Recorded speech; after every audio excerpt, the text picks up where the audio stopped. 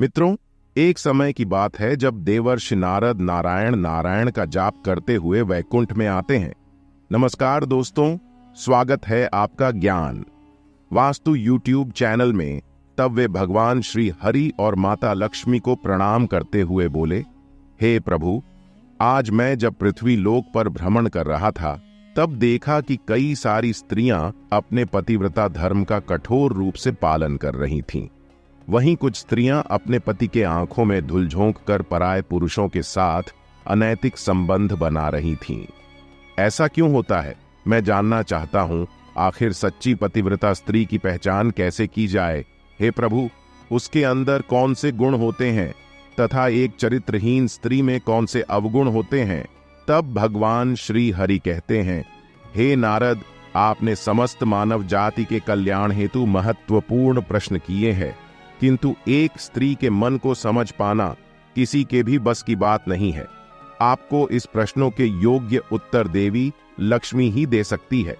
हे लक्ष्मी, मैं आपसे निवेदन करता हूं, आप हमारे परम भक्त देवर्षि नारद की जिज्ञासा को शांत कीजिए और उनका मार्गदर्शन कीजिए।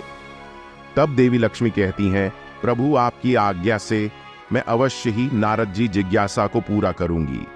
हे देवर्षि नारद, जिस भी नारी के अंदर यह 3 लक्षण होते हैं, उस स्त्री का वंश शुद्ध होता है, उसके घर पर लक्ष्मी निवास करती है। उस नारी के पति के साथ ही पिता के भी, इन दोनों कुल के लोगों को स्वर्ग की प्राप्ति होती है। जो स्त्रियां पतिव्रता होती हैं, वह मृत्यु के पश्चात विष्णु लोक को प्राप्त करती है।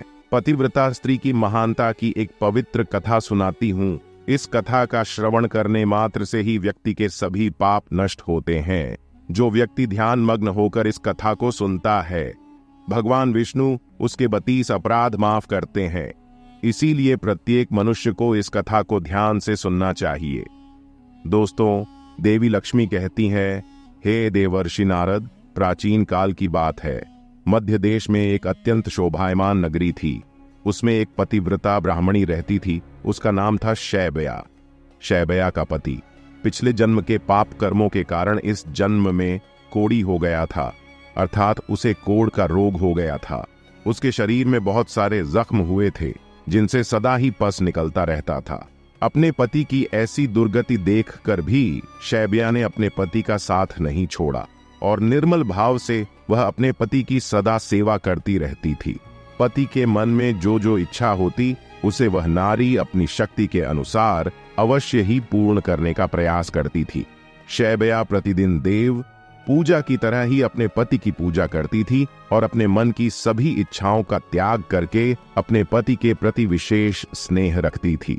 दोस्तों, देवी लक्ष्मी कहती हैं, हे देवर्षि नारद, फिर एक दिन शैब्या के पति को रास्ते से जाती हुई एक अत्यंत सुंदर वेश्या दिखाई दी।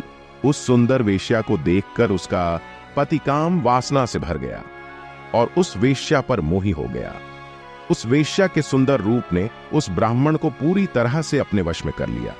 उसके रूप को देखते ही वह आह भरने लगा, लंबी लंबी सांसें खींचने लगा, और जब वह वेश्या उसकी नजरों से दूर चली गई तो वह बहुत दुखी हो गया। अपने पति की आवाज सुनकर वह पतिव्रता तुरंत दत ढहती हुई घर से बाहर आ गई और अपने पति से पूछने लगी, हे नाथ, क्या हुआ? आप इतने उदास क्यों हो गए? आपने लंबी लंबी सांसें कैसे खींची? आपको जो कष्ट है मुझे बताइए। जो भी कार्य हो आप मुझे बताइए, वह मैं पूर्ण करने का प्रयास अवश्य करूंगी। हे प्राणनाथ, एकमात्र आप ही मेरे गुरु हैं, प्रियतम है। पत्नी के इस प्रकार से पूछने पर उसके पति ने कहा, हे प्रिय, मुझे जो चाहिए वह तुम नहीं दे सकती। तुम ही क्या, कोई भी मुझे नहीं दे सकता। इसीलिए उस पर व्यर्थ बात करना उचित नहीं है, इसीलिए तुम रहने दो। फिर वह पतिव्रता बोली, हे नाथ, मुझे विश्वास है कि मैं आपके कार्य को अवश्य सिद्ध कर सकती हूं। आप केवल मुझे आज्ञा देने का कष्ट करें, मैं अपनी पूरी शक्ति लगाकर उस काम को पूरा करूंगी। उस कार्य को पूर्ण करने के लिए जो भी उपाय हो मैं करूंगी। अगर मैं आपके इस कार्य को पूरा कर सकी तो इस लोक में और परलोक में मेरा कल्याण होगा। फिर शैब्या के कोढ़ी पति ने कहा, हे प्रिय, ठीक है, बताता हूं।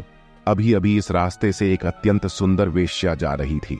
उसका शरीर अत्यंत सुंदर और मनमोहक था, जिसे देखकर मेरा हृदय कामाग्नि से भर गया है। यदि तुम ऐसा कोई उपाय करो जिससे वह सुंदर वेश्या मुझे प्राप्त हो जाए तो मेरा जन्म सफल हो जाएगा। हे देवी, तुम उससे मेरा मिलन करवाकर मेरी कामाग्नि को शांत करो। पति के द्वारा ऐसा कहने पर वह शैब्या अत्यंत दुखी हुई और बोली, हे नाथ, आप धैर्य रखिए, मैं आपके इस कार्य को अवश्य सिद्ध करूंगी और उस वेश्या से आपका मिलन करवाऊंगी। इतना कहकर उस पतिव्रता नारी ने मन ही मन कुछ विचार किया और फिर रात्रि के अंतिम प्रहर में उठकर वह गोबर और झाड़ू लेकर घर से चली गई। दोस्तों, देवी लक्ष्मी कहती हैं, हे देवर्षि नारद। जाते समय उसके मन में बड़ी प्रसन्नता थी। फिर वह उस वेश्या के घर पर पहुंच गई और उसने उस वेश्या के घर के आंगन में झाड़ू लगाया और गोबर से लीपकर उसका आंगन अत्यंत सुंदर बना दिया और लोगों की नजर पड़ने से पहले ही शीघ्रता से अपने घर को लौटकर आ गई। इस प्रकार से उस पतिव्रता स्त्री ने 3 दिनों तक उस वेश्या के घर के आंगन में झाड़ू लगाया और गोबर से लीपकर उसका आंगन स्वच्छ किया। उधर वह वेश्या अपने आंगन को देखकर अपने सेवकों से पूछने लगी, अरे वाह, आज आंगन की इतनी बढ़िया सफाई किसने की है? जिसने भी मेरा आंगन स्वच्छ किया है, मैं उसकी इच्छा पूर्ण करूंगी। फिर वेश्या के सेवकों ने कहा, हे वेश्या, घर के आंगन की सफाई तो हमने नहीं की। हमारे जागने से पहले ही कोई इस आंगन की सफाई करके चला जाता है। सेवकों की बात सुनकर वेश्या को बड़ा आश्चर्य हुआ और वह सोचने लगी कि आखिर कौन आकर उसके घर के आंगन को साफ कर रहा है। फिर उसने जानने के लिए रात भर जागरण किया और छिपकर देखने लगी। तभी उसने देखा कि रात्रि के अंतिम प्रहर में ब्राह्मणी आकर उसके घर के आंगन को साफ कर रही है। दोस्तों, देवी लक्ष्मी कहती हैं, हे देवर्षि नारद। ब्राह्मणी को देखते ही वह वेश्या बोली, हाय हाय, हे देवी, आप यह क्या कर रही हो? क्यों मुझ पापी स्त्री के घर का आंगन साफ कर रही हो? मुझे क्षमा करो, आप यह काम मत करो। इतना कहकर उस वेश्या ने उस ब्राह्मणी के पैर पकड़ ली और कहा, हे पतिव्रते, आप क्यों मेरी आयु, यश, संपत्ति, कीर्ति का विनाश करने की चेष्टा कर रही हो? मैंने कौन सा अपराध किया है? हे साध्वी, आपको जो चाहिए वह मांगो, मैं बिना सोचे ही आपको दे दूंगी, किंतु आपको यह कार्य शोभा नहीं देता है। तब उस पतिव्रता ने उस वेश्या से कहा, हे सुंदरी, मुझे धन की लालसा नहीं है, किंतु ही से मुझे कुछ काम है। यदि तुम करोगी तो मैं बताती हूं। यदि तुम उस कार्य को पूर्ण करोगी तो मेरे मन को शांति मिलेगी और तभी मैं समझूंगी कि तुमने मेरा सारा मनोरथ पूर्ण कर दिया। फिर वह वेश्या बोली, हे पतिव्रत, आप जल्दी बताइए, मैं वचन देती हूं आपका जो भी अभीष्ट कार्य है उसे मैं अवश्य पूर्ण करूंगी। माता जी, आप महान पतिव्रता हैं, आपका कार्य करूंगी तो मेरे सभी पाप नष्ट हो जाएंगे। आपके चरण छू लेने से ही मैं पाप से मुक्त हो चुकी हूं। कृपया आप जल्दी बताइए, मैं आपकी किस प्रकार से मदद कर सकती हूं? फिर उस पतिव्रता ने लजाते हुए कहा, हे सुंदरी, कुछ दिनों पहले मेरे पति की नजर तुम्हारे शरीर पर पड़ी थी, जिसे देखकर वे तुम्हारे शरीर के मोह में पड़ गए हैं और तुमसे से मिलन करने की इच्छा कर रहे हैं। इतना सुनकर वह वेश्या चौंक गई और कुछ क्षणों तक विचार करने लगी। उसे उस दुर्गंध युक्त कोढ़ी पुरुष के साथ संबंध बनाने की बात सोचकर बड़ा दुख होने लगा।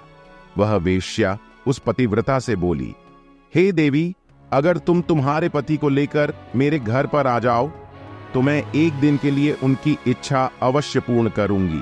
तब उस पतिव्रता ने कहा, हे सुंदरी, मैं आज रात को ही अपने पति को लेकर तुम्हारे घर पर आ जाऊंगी और जब वे तुमसे खुद की तृप्ति करके संतुष्ट हो जाएंगे तब मैं फिर से उनको अपने घर वापस ले जाऊंगी। तब वेश्या बोली, हे पतिव्रते, तुम शीघ्र ही अपने घर पर चली जाओ ताकि कोई तुम्हें यहां पर ना देखे और आधी रात को अपने पति को लेकर यहां पर चली आओ।